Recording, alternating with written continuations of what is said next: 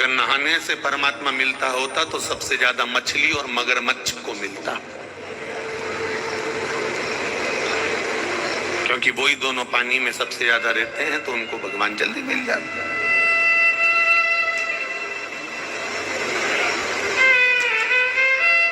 नहाना बहुत सरल है भाई। आप बाथरूम में गए, आप नदी में कूद गए, आप बावड़ी में कूद गए और नहा लिए।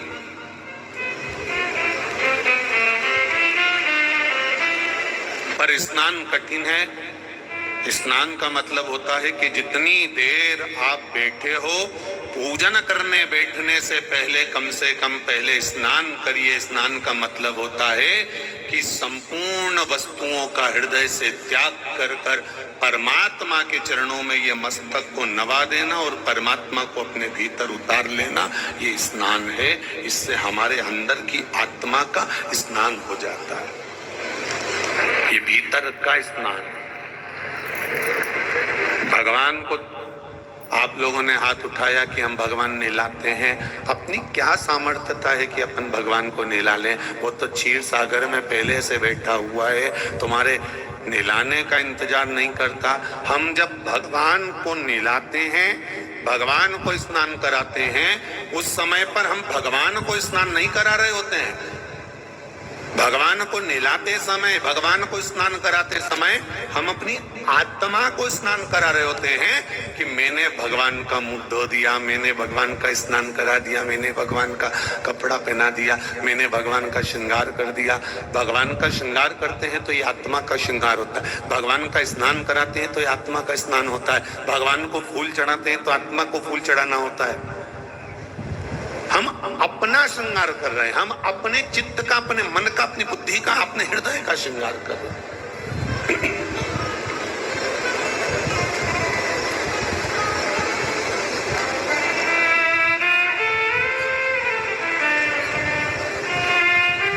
अग्नि जलाएगी, इधर सीमेंट का मकान बना हुआ है, कंक्रीट का पूरा, उसके अंदर रेत भरी है, और इधर लकड़ी का मकान बना है, उसमें लकड़ी भरी हुई है, उसके आगे भूसा भरा हुआ है, उसके आगे सामान भरा हुआ, और इससे जहाँ रेत भरी इससे भी आगे कपास भरा हुआ है। तो आगे क्या करेगी? आगे का काम है, वो जाएगी, सब दूर घूमेगी, जहां पर कचरा भरा होगा वहां सबसे पहले घुसेगी। अग्नि जहां कचरा भरा हुआ है, जहां भूसा भरा हुआ है, जहां कपास भरा हुआ है, जहां पर कबाड़ा भरा हुआ है, आग सबसे पहले वहां प्रवेश करती है और वहां आग लगाती है। वहां प्रवेश कर वहां आग लगाती। जिसमें रेत भरी होगी, बालू भरी होगी, अग्नि उस बालू में, उस रेत में प्रवेश नहीं करेगी, वो कमरा सेफ रह जाएगा। तो कोई ने पूछा क्यों तुम्हारे घर में आग नहीं लगी, तुम्हारे घर में आग क्यों नहीं लगी? तो उसने कहा आग नहीं लगने का कारण केवल एक है कि आग इसलिए नहीं लगी क्योंकि इसमें रेत भरी हुई थी और ये कंक्रीट का था। उसी तरह ईर्ष्या, काम, लोभ, आसक्ति, वासना, तृष्णा, ये उसी को जला सकती है जिसके भीतर ये कबाड़ा भरा हुआ होता है। लोभ, आसक्ति, वासना, तृष्णा, ये संसार के लोग उसको जला सकते हैं, पर ये आत्मा के अंदर अगर परमात्मा बैठा हुआ है तो इसको कोई जला नहीं सकता, इससे दूर चले जाएगा, आग दूर हो जाएगा।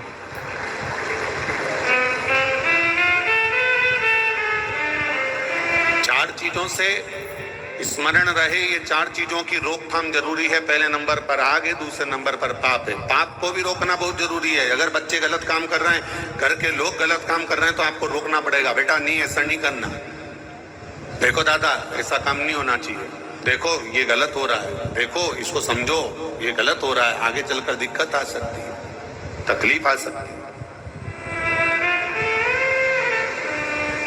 पाप को रोकने का कर्म हमारा है।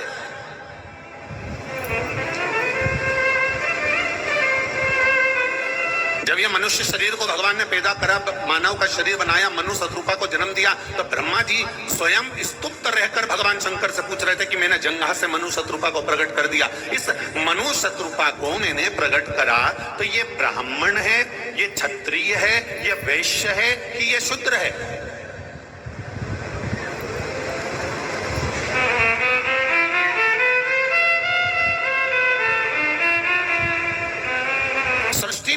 का निर्माण करा गया, पृथ्वी को बनाया गया, सृष्टि का निर्माण करा गया, तो पूछा कि ये मनु शत्रुपा मैंने बनाया, ये ब्राह्मण है, ये क्षत्रिय है, ये वैश्य है कि ये शूद्र है?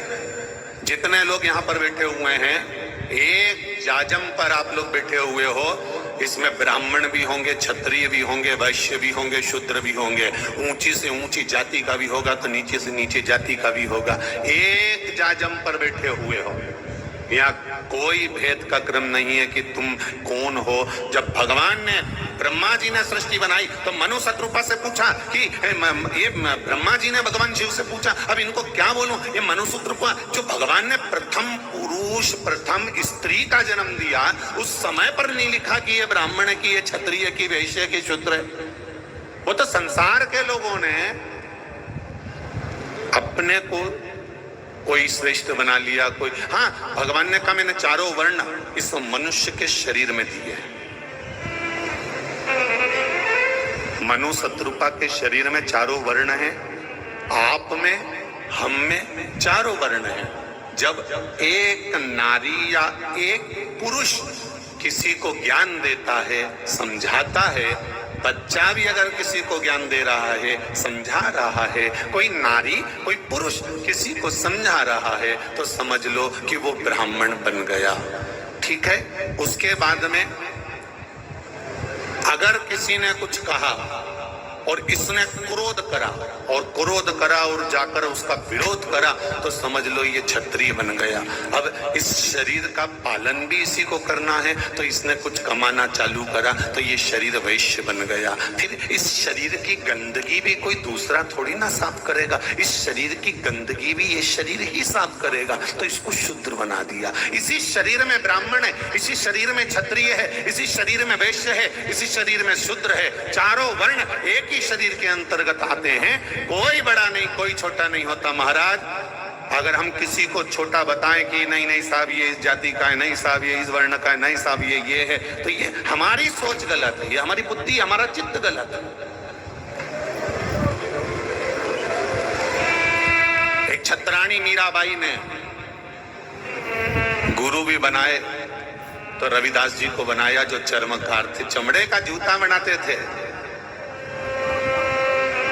और मीराबाई को लोग चिढ़ाते थे, हरिओ मीरा तेरी बुद्धि फिर गई, हरिओ मीरा तेरा ध्यान कहां गया, तेरी बुद्धि कहां गई, तेरा चित्त कहां गया।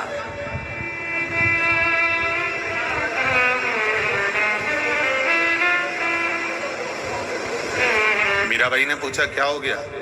संसार में गुरुओं की कमी थी? कोई सतयुग थोड़ी ना चल रहा है, कोई त्रेता युग थोड़ी ना चल रहा है, कोई द्वापर युग थोड़ी ना चल रहा है, कलयुग चल रहा है। कलयुग यहाँ किलो के भाव में तोल लो तो इतना गुरु मिल जाएगा। और तू गुरु भी बनाई तो चमड़कार को, चमड़े का जूता बनाने वाले को, तुझे कोई दूसरा गुरु नहीं मिला। मीरा, और अगर तूने गुरु बनाया है मीरा, तो एक काम कर, तेरे गुरु जी का आश्रम तू गंगा जी के तट पर बना दे, गंगा जी के घाट पर गुरु रहे तो अच्छा है। मीराबाई गुरु जी के पास गई, रोती, आंख में आंसू भरा था। गुरु जी पहचान गए आज मीरा की दशा ठीक नहीं। गुरु गुरु होता है।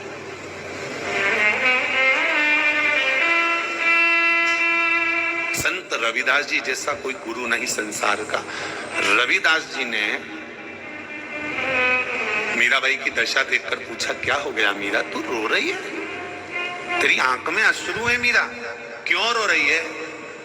जिसका गुरु बलवान होता है, जिसका गुरु प्रबल होता है, जिसका गुरु प्रखर होता है, उसको रोना नहीं पड़ता मीरा, और तू रो रही है।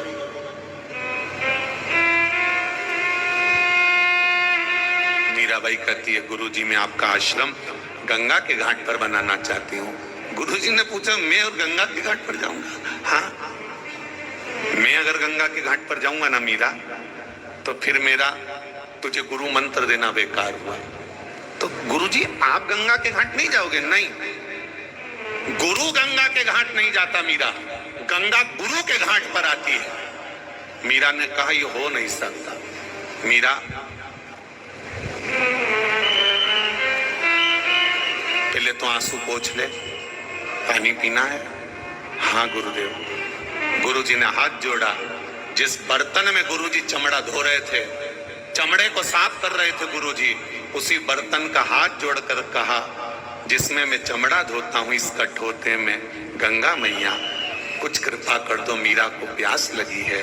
हीरे की चूड़ी जड़ा हुआ हाथ कठोते से बाहर निकल आया, उसमें एक सोने का पात्र था। मीराबाई को दिया, मीरा ले पानी पी ले। मीरा ने पूछा, यह हाथ किसका है? भगवान कहते हैं, देख मीरा, मैंने तुझे कहा था कि गुरु गंगा के घाट नहीं जाता, गंगा को गुरु के घाट पर आना पड़ता है। ये गुरु का घाट, ये दुनिया की दृष्टि है। ये चर्मकार है, चमड़े का जूता बनाते हैं, ये दुनिया की दृष्टि है। तो राजा जनक जी की सभा में अष्टावक्र ऋषि ने क्यों गलत कह दिया? राजाओं की सभा में, क्षत्रियों की सभा में बैठे थे राजा, और अष्टावक्र जी आए जिनकी शरीर 8 जगह से टेढ़ा था, और पूरी सभा जमकर हंस दी, ठाका लगा ली पूरी सभा, अष्टावक्र जी को देखकर हंस दी। और यहाँ शिव महापुराण की कथा कहती है, विकलांग को, लूले को, लंगड़े को, अंधे को, किसी को देखकर नहीं हंसना। किसी की, भगवान ने उसको क्यों बनाया, क्या कारण है, ये वो जान सकता।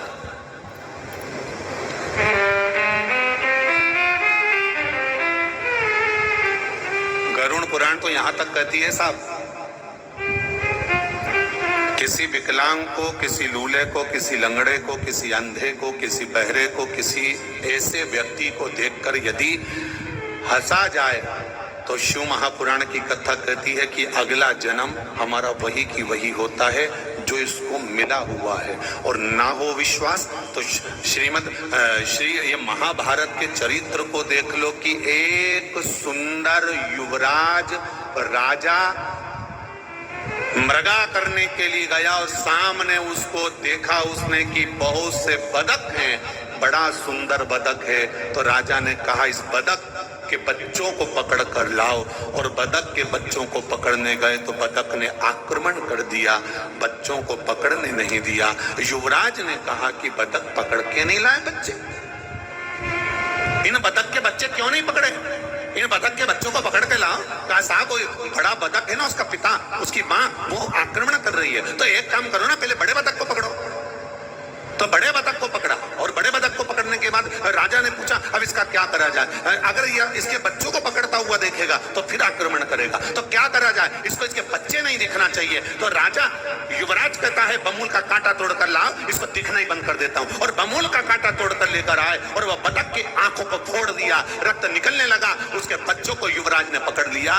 मसला दुखी हुआ, बतख तो मर गया, पर राजा, तूने जिसकी आंख फोड़ी थी, अब तू भी अपनी दशा के लिए तैयार हो जा। वही युवराज महाभारत का धृतराष्ट्र बना है, वही युवराज। कर्म की गति बड़ी विचित्र है, भोगना तो पड़ता है। कर्म करो, ये भोगना है। मीरा, तुम मुझे देखकर रो रहे? अब नहीं रोऊंगी गुरुजी, अब मुझे एक बड़ोरे अभिमान की गुरु मेरो समर्थ है, अब रोना खत्म। अब दुनिया भले उंगली उठाए, दुनिया भले पक्षपात करे, दुनिया भले कहे कि ये ब्राह्मण, ये क्षत्रिय, ये वैश्य, ये शूद्र है, दुनिया भले कहे, अब नहीं रोऊंगी। और मीराबाई रोना बंद। गुरु रविदास जी ने मीरा को एक ज्ञान बड़ा प्रबल दिया था। मैं मंदसौर वालों से भी कहूंगा कि मीराबाई के इस ज्ञान को अपनी बुद्धि में बिठा कर रखना। जो रविदास